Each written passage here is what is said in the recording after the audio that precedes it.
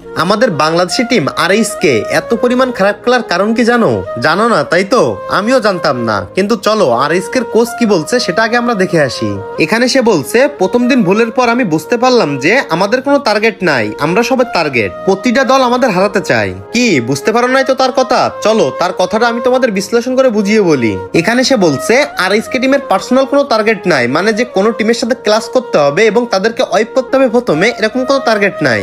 কিন্তু বাকি যে টিমগুলো আছে সবার টার্গেট থাকে সর্বপ্রথম আরএসকে টিমকে ওয়াইপ আউট করতে হবে এবং আরএসকে টিমের যে ল্যান্ডিং পয়েন্ট সেখানে নেমে তাদেরকে মারতে হবে। কিন্তু গাইস, আরএসকে টিমের সাথে সবাই কেন এত হিংসা করে জানো তোমরা? জানো না তাই তো? তো চলো আমি তোমাদের বলি। আমাদের দেশ থেকে যেরকম আরএসকে এবং আরসি তাদের ডোমিনেশন দেখায়, তাদের যোগ্যতা দেখায় এফএফডব্লিউএস এর মঞ্চে গেছে, ঠিক তেমনি প্রতিটা দেশ থেকে তাদের দেশের সবচেয়ে বেস্ট টিমটাই কিন্তু এফএফডব্লিউএস এর মঞ্চে চান্স পাইছে। এক কথায় বলতে গেলে প্রতিটা টিমই কিন্তু অনেক শক্তিশালী। কিন্তু গাইস, আমাদের বাংলাদেশে কিছু কিছু থার্ড ক্লাস মার্কা অডিয়েন্স আছে যারা কিনা অন্য দেশের টিমগুলোর যে ফেসবুক পেজ বা টিকটক আইডি আছে সেখানে গিয়ে তাদের কমেন্ট করে আমাদের আরএসকে বেলেট সমান তোমাদের পুরো স্কোয়াড, বা আমাদের আরএসকে ফিলিকার সমান তোমাদের সমস্ত প্লেয়ার।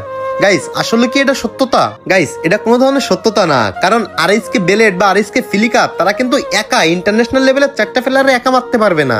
আর এটা কিন্তু আমাদের সেই থার্ড ক্লাস মার্কা অডিয়েন্স গুলো বুঝে, তারপরেও অন্য দেশের প্লেয়ারদের কমেন্ট বক্সে গিয়ে তারা কিন্তু ইচ্ছা মতো তাদেরকে অপমান করে, আর সেজন্য কিন্তু তারা রেগে যায় এবং তারা সবসময় টার্গেট করে আরএসকে টিমকে যেভাবে হোক মারতে হবে, যেভাবে হোক তাদের টিমকে আমাদের পিছে রাখতে হবে। তো আমি তোমাদের কাছে হাত জোড় করে অনুরোধ করবো, তোমরা এমন কিছু করো না যার জন্য আমাদের বাংলাদেশের গর্ব আরএসকে টিমের উপর চাপ আসে। আর তুমি যদি আরএসকে টিমকে ভালো চাও তাহলে আমার এই ভিডিওটা শেয়ার করে অন্যজনের দেখার সুযোগ করে দাও, তাইলে কিন্তু সে এই ভুলটা করবে না এবং আরএসকে টিমের উপর প্রেশার আসবে না।